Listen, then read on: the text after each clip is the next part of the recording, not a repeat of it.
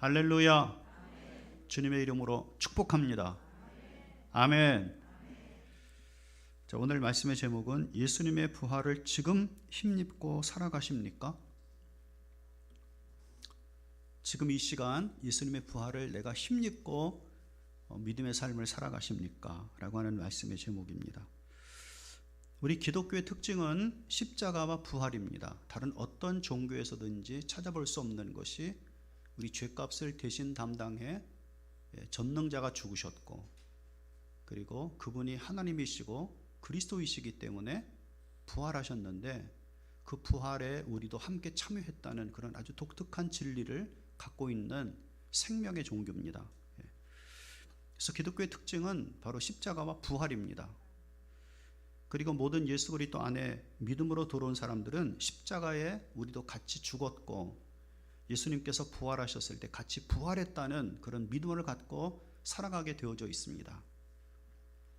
그리고 이 십자가와 부활의 신앙을 지금 현재 믿고 내가 그 신앙 안에서 누리며 살아가다가 그 믿음을 갖고 천국으로 인도를 받는 겁니다. 그런데 안타깝게도 오늘날 많은 그리스도인들이 이런 믿음이 그렇게 많지 않습니다. 즉, 삶 속에서 십자가 신앙이 나타나고 있질 않고, 그리고 부활의 은혜와 능력이 보이질 않습니다. 그것은 십자가와 부활의 복음이 많이 훼손되어 있기 때문에 그렇습니다. 영혼의 불멸은 믿습니다. 그런데 우리 죄값을 완전히 청산한 십자가, 그리고 의와 영생과 하늘에 속한 자로 살아가게 하시는 능력과 은혜를 베푸는 부활을 아주 확실 있게 자신 있게 믿는 믿음이 부족하다는 겁니다. 따라서 특히 이 땅을 천년 왕국이 없을 것으로 보는 교회나 신앙인들, 지금 현재가 천년 왕국이야 라고 그렇게 생각하고 있는 교회와 신앙인들 때문에 탐욕스럽게 십자가가 보이질 않는 그런 삶을 살아가고 있다고 하는 겁니다. 옆에 북한을 생각해 보십시오. 북한의 기독교인들이 어떻게 신앙생활하고 있는가. 사상 수용소에 들어가 보면 수용소를 탈출하신 분들 이야기를 들어보면 정말로 얼마나 많은 고난과 고통을 겪으면서 그들이 믿음을 지키고 있는지, 우리는 그것을 망각할 때가 많다고 하는 겁니다. 중국, 일본, 동남아시아, 인도 대부분 많은 나라에서는 기독교인들과 교회가 먹을 것이 없고 입을 것이 없고 머리들 것조차 없어서 힘들어하고 있는 신앙과 삶을 살아가고 있다고 하는 거죠. 그런데 우리는 그것은 생각하지 않고 현재 우리의 부만 축적하고 있는 교회 모습들을 보게 되어집니다.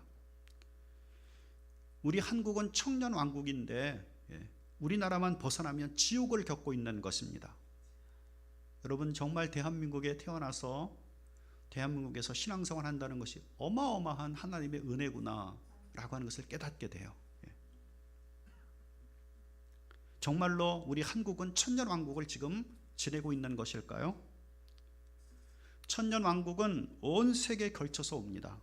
예수 그리스도께서 온 땅에 왕이 되셔서 동시에 온 세계 속에 절대적인 평화, 절대적인 안정, 절대적인 풍요, 절대적인 기쁨이 예수 그리스도를 통해서 오는 완전한 세상입니다. 그렇다면 지금 대한민국이 천년왕국을 겪고 있는 것일까요? 그럼 다른 나라는 어떻습니까? 주님의 거룩한 교회와 성도들이 이 땅에서 천년왕국을 누려야 한다고 보고 성경에서 금하고 있는 탐욕을 갖고 세상 왕국을 교회나 성도들이 세우려고 하고 있는 것입니다. 저는 무천년 사상이나 후천년 사상을 믿지 않습니다. 정말로 믿지 않습니다. 이것은 성경 속에서도 완전하게 벗어나서 그냥 기독교의 역사 속에 흘러가고 있는 종말론 사상인 것입니다. 한국 기독교는 회개해야 합니다. 사도들이 가르쳤던 십자가와 부활의 복음은 역사의 마지막이나 까마득하게 어느 날 일어날 매우 가늘고 희미한, 그리고 느린, 그리고 흐린 희망으로 가르쳐지고 교회에 남아있는 것입니다. 사랑하는 여러분, 그러나 사도들이 임박한 예수님의 재림, 임박한 성도들의 부활, 임박한 하나님 나라가 온전히 임할 것을 가르쳤어요.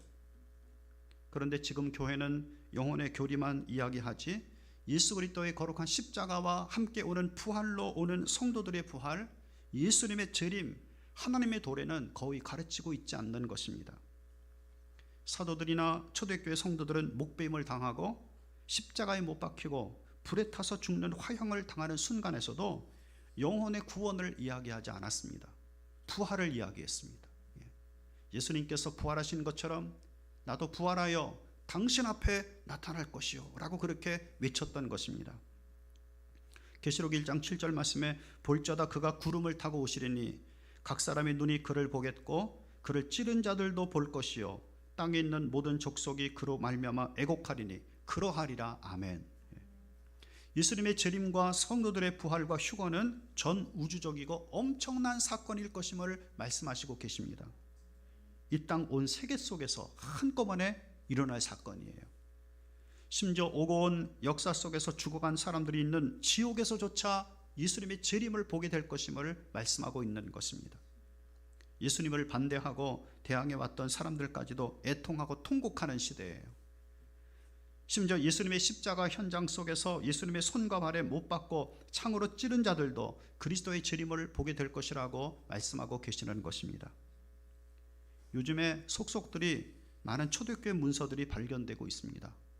바울 행전, 베드로 행전, 야고보 행전, 도마 행전, 그리고 야고보 복음서, 이런 여러 가지 복음서들이 지금 속속들이 발견되어지고 있고, 그래서 예수 그리스도께서 우리에게 주신 바로 이 성경이 얼마나 정확한 성경이고 성경에 부족해 있다고 하는 부분들조차 다 그것을 뒷받침하는 여러 가지 행전과 그리고 초대교회 문서들이 많이 발견되고 있어요. 바울행전 8장에서 10장까지 기록을 보면 바울이 어떻게 순교를 당했는가 하는 것이 자세하게 기록이 되어져 있습니다. 바울이 마메리틴 감옥에 수감되어 있다가 재판을 위해서 네론 황제 앞에 섰습니다. 그리고 네론은 바울이 로마인이었기 때문에 참형, 목배임을 당해서 죽게 하는 사형을 언도했어요. 이때 사형 언도를 내리자 바울은 황제에게 허락을 얻어서 이야기를 했습니다. 황제시여, 나의 목을 자르면 다음과 같은 일이 일어날 것입니다. 나는 부활할 것이고 바로 당신 앞에 나타나게 될 것입니다. 이것이 바울행전 8장 19절에 기록되어 있어요. 바울은 지금 담대히 황제 앞에서 죽는 순간에 부활에 대해서 이야기하고 있었던 것입니다. 바울이 참수관에 의해서 목배임을 받게 되었습니다. 그리고 목이 잘릴 때 3번 목이 튀었죠. 그리고 이곳에는 지금 바울 순교 기념 예배당이 세워져 있습니다. 바울의 목이 떨어진 3곳에서 땅이 갈라져 샘이 솟았어요. 지금도 2000년이 지났는데도 불구하고 지금도 샘이 솟아나고 있습니다.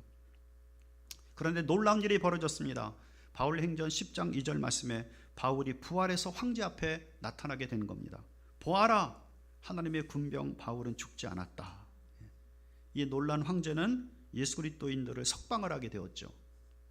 또 바울의 무덤에서 누가와 디도가 기도하고 있을 때 그 두 사람 사이에 부활한 바울이 있는 것을 백부장이 보게 되었다고 바울행전 10장 7절에 기록되어져 있는 것입니다. 사랑하는 여러분, 예수님께서 십자가에서 죽으시고 부활한 이후부터 부활은 시작이 된 거예요. 마태복음 27장 50절부터 53절 말씀에 예수께서 다시 크게 소리 지르고 영혼이 떠나시니라. 성소 휘장이 위로부터 아래까지 찢어져 불이 되고 땅이 진동하며 바위가 터지고 무덤들이 열리며 자던 성도의 몸이 많이 일어나되 예수의 부활 후에 그들이 무덤에서 나와서 거룩한 성에 들어가 많은 사람에게 보이니라. 예수님께서 부활하심으로 말미암아 먼저 낙원에 들어가 있었던 수많은 성도들의 부활이 일어나게 되었다고 말씀하고 계시는 것입니다. 예수님께서 부활의 첫 번째 열매이셨기 때문에 예수님 부활 이후에 그들이 살아서 신령한 몸을 입은 상태로 얼굴과 온몸은 더 이상 썩고 쇠하고 낡고 죽지 않을 몸인 영원히 신령한 몸을 입고 하나님의 거룩한 영광에 들어가게 되었다고 성경은 확실하게 우리에게 가르쳐주고 계시는 것입니다. 예수님께서 십자가에 못 박혀 죽으시고 부활하신 이후부터 부활은 역사하기 시작했습니다.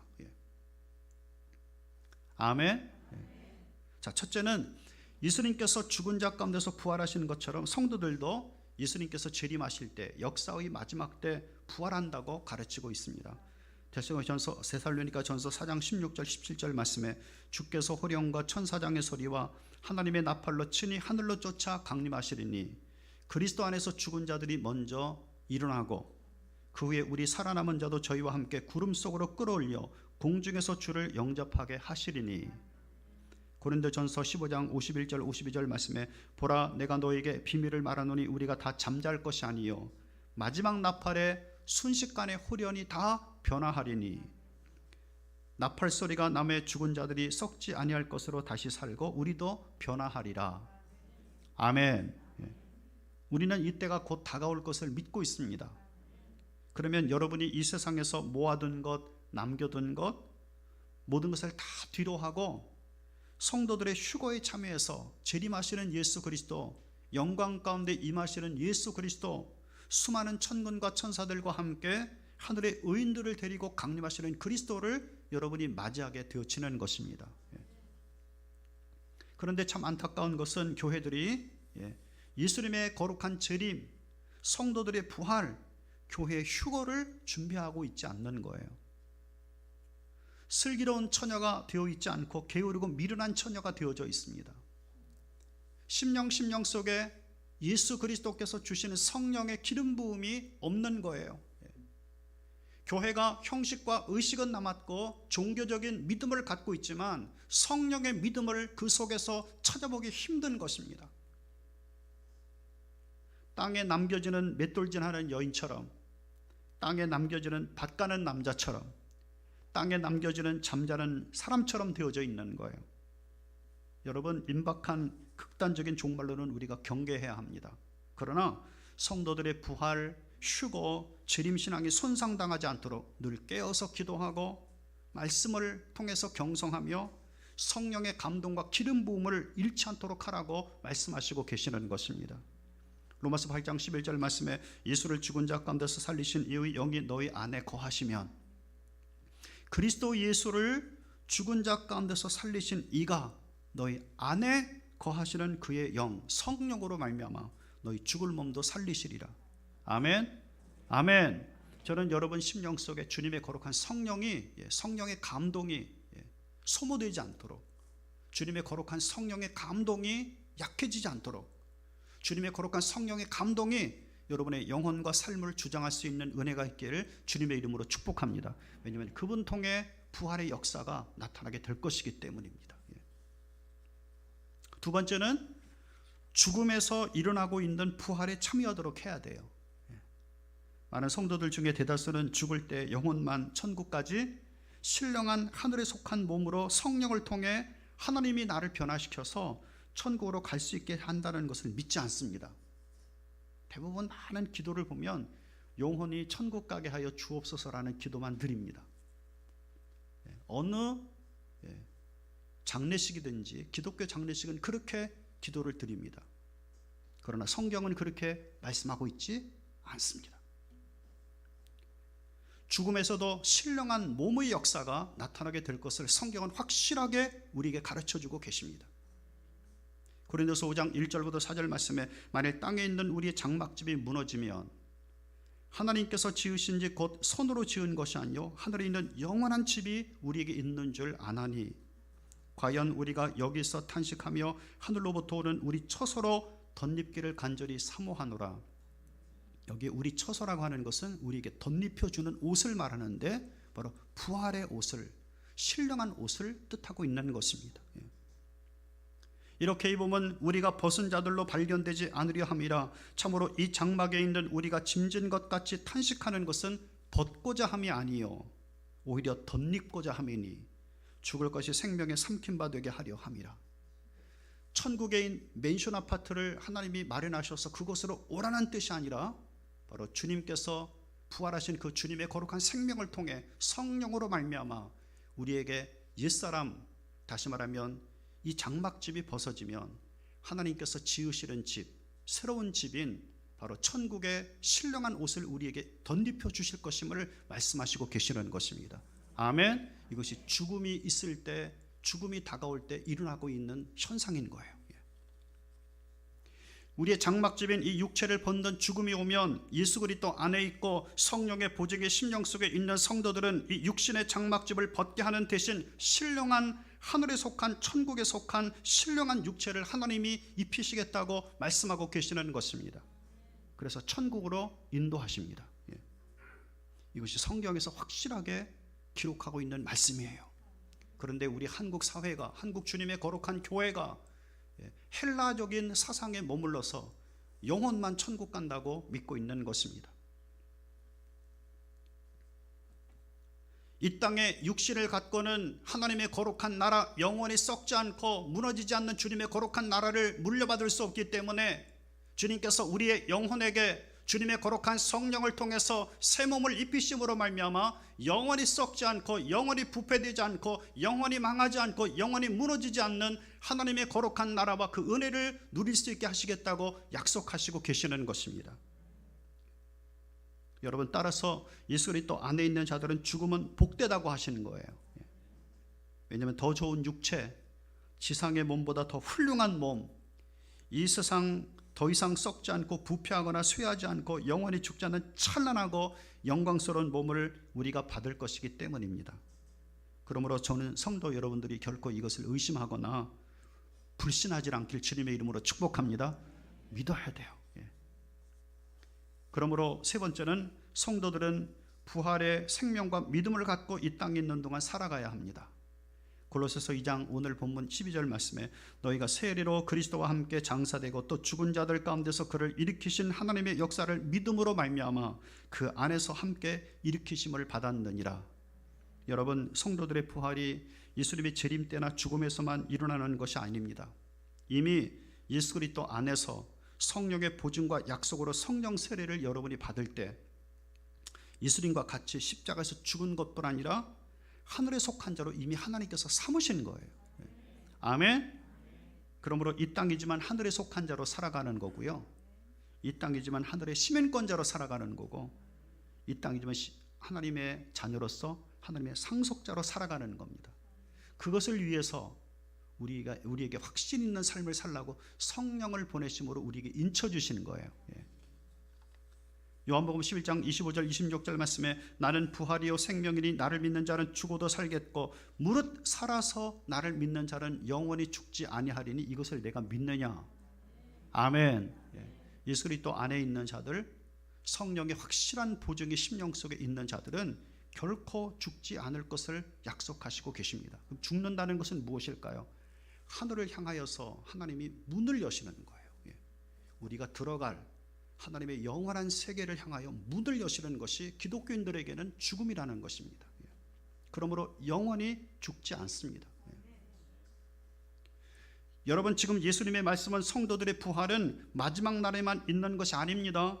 죽을 때만 있는 것도 아닙니다. 지금 부활이 성도 속에 현존하고 있고 성령을 통해 확정되고 있는 것입니다. 그러므로 비록 이 땅에서 성도들이 힘들고 어렵게 살아가고 있는 것 같이 보여도 이미 부활의 몸이 우리 속에 성령을 통해 간직된 자로 삶을 살아가고 있는 거예요. 그러니까 여러분 속에 부활의 생명이 있어서 그것이 언제 나타납니까? 죽을 때 나타나든지 그리스도께서 재림하실 때 나타나는 거예요. 우리 몸 속에, 눈에 보이는 몸 속에 눈에 보이지 않지만 신령한 몸이 숨겨져 있는 것입니다. 늘 같이 하고 있는 것입니다. 주님이 부르실 때가 오면 온전하게 호련히 신령한 몸이 나타나게 되어지는 것입니다. 그러므로 성도들은 성경에 영원히 죽지 아니하리라 라고 그렇게 말씀하고 계시는 거예요. 따라서 사랑하는 여러분, 우리 성도들은 성령을 통해 이미 부활의 생명과 능력과 신령한 몸을 힘입고 있다는 것을 믿고 그 힘으로 살아가야지만 됩니다. 그러면 결코 어둠과 절망과 낭망이 나를 이기지 못할 거예요. 아멘. 더 이상 어떤 장애물이 온다 하더라도 그것을 도리어 무너뜨릴 수 있는 능력과 힘이 우리 속에 있습니다. 무덤을 깨뜨리시고 죽음을 깨뜨리시고 이기신 그 능력이 우리 속에 함께하고 있기 때문이죠. 더 이상 예수님의 무덤처럼 봉인되었고 군병들이 지킨다 하더라도 무덤이 깨지듯이 하나님께서 당신의 거룩한 능력을 앞세우실 것을 말씀하시고 계시는 것입니다. 지난번 중국에서 우한시가 코로나19로 직격탄을 맞았었죠. 정말로 수많은 사람들이 죽어가고 중국에서 전화가 왔는데 장례를 치르지도 못한 시체들이 길거리에 쌓여 있었습니다. 사람들은 두려워서 다니지도 못하고 정부 당국이 모든 도시를 통제하고 있었어요. 근데 놀라운 일이 벌어졌습니다. 그동안 핍박을 받았던 기독교인들이 노란 옷을 입고 직접 시신을 처리하기 시작한 거예요. 길거리 방역에 나서고 사람들에게 마스크를 나눠주면서 사람들을 위로하기 시작했습니다. 어떻게 그렇게 할 수 있습니까? 그들은 죽음도 두려워하지 않았어요. 그들은 믿었습니다. 죽음이 우리를 피해갈 걸로 믿었습니다. 안 믿으시네. 그렇게 믿었어요. 죽음이 우리를 피해갈 것이다.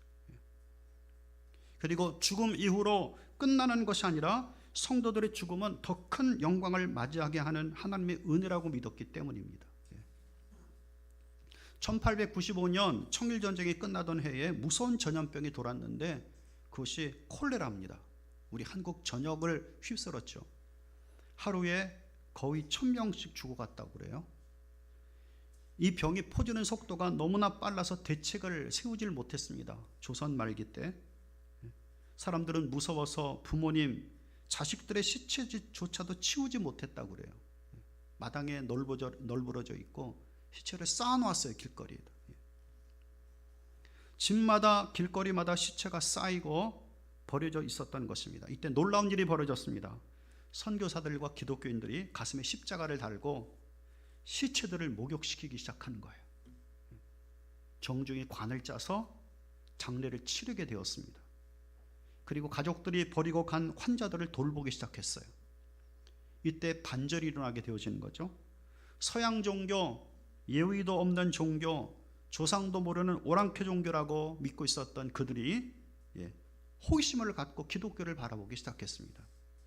그러더니 고종 황제조차 기독교를 높이 평가하게 되었고 급속하게 영적인 각성이 일기 시작했다고 하는 것입니다. 지난번에 후쿠시마 원전이 폭발했을 때 거기 들어가서 현장 조사를 하고 여러 가지 어렵고 힘든 것들을 다 처리했던 사람들이 누군 줄 아십니까? 기독교인들입니다. 그들은 이렇게 믿었습니다. 믿는 자들에게 이런 표적이 따르리니 저간의 이름으로 귀신을 쫓아내며 새 방언을 말하며 뱀을 집으며 무슨 독을 마실지라도 해를 받지 아니하며 병든 사람이 서로 언젠즉 나으리라. 아멘. 정말로 그들은 믿었어요. 우리는 해를 받지 않고 후쿠시마 원전에서 나오고 있는 방사능이 우리를 피해갈 거라고 믿었습니다. 정말로 하나님께서 그들을 지켜주셨어요. 어떻게 그런 일이 있을 수 있습니까? 어떻게 다들 위험하고 힘들다고 하는 바로 그곳 속에 기독교인들이 들어가서 생명을 걸고 그 지역을 하나님의 평화로 이끌 수 있습니까? 바로 그들은 부활의 신앙을 갖고 있었기 때문이죠. 그리스도인들이 이와 같이 할 수 있었던 것은 이와 같은 부활 믿음을 갖고 살아가는 자들이었기 때문입니다. 사랑하는 여러분, 성령의 인치심, 확증 있는 성도들은 부활의 생명과 능력이 심령 속에 있는 자들이에요. 그리고 부활의 신령한 몸을 육체 속에 품고 살아가는 자들입니다. 따라서 그 은혜와 능력을 매일 기도와 말씀으로 확증하면서 기도하면서 이기는 삶을 살라고 말씀하시고 계시는 것입니다. 따라서 사망도 우리를 이길 수 없습니다. 절망과 낭망도 이길 수 없습니다. 실패도 이길 수 없습니다. 답답한 것도 이길 수 없는 거예요. 우리 속에 부활의 생명과 능력이 함께하고 있기 때문입니다. 우리가 사방으로 우겨쌈을 당하여도 쌓이지 아니하며 답답한 일을 당하여도 낙심하지 아니하며 박해를 받아도 버림받지 아니하며 거꾸러뜨림을 당하여도 망하지 아니하고 주 예수를 다시 살리시니가 예수와 함께 우리도 다시 살리사 너희와 함께 그 앞에 서게 하실 줄 아노라. 아멘. 고린도서 4장 8절 9절 말씀이시죠. 저는 사랑하는 여러분, 부활의 믿음을 갖고 살아갈 수 있길 주님의 이름으로 축복합니다. 할 수만 있으면 사탄과 악한 어둠의 영들은 다니면서 삼킬 자를 찾고 있어요. 그러나 그리스도인들은 결코 삼킴을 당하지 않습니다. 부활의 믿음이 심령 속에 있기 때문이죠. 부활의 거룩한 믿음을 갖고 살아감으로 성령이 여러분에 앞서서 행하시는 놀라운 역사가 있기를 주님의 이름으로 축복합니다. 걸어가신 아버지, 우겨쌈을 당해도 쌓이지 않고 답답한 일을 당해도 낙심하지 않고 박해를 받아도 버림받지 않고 거꾸로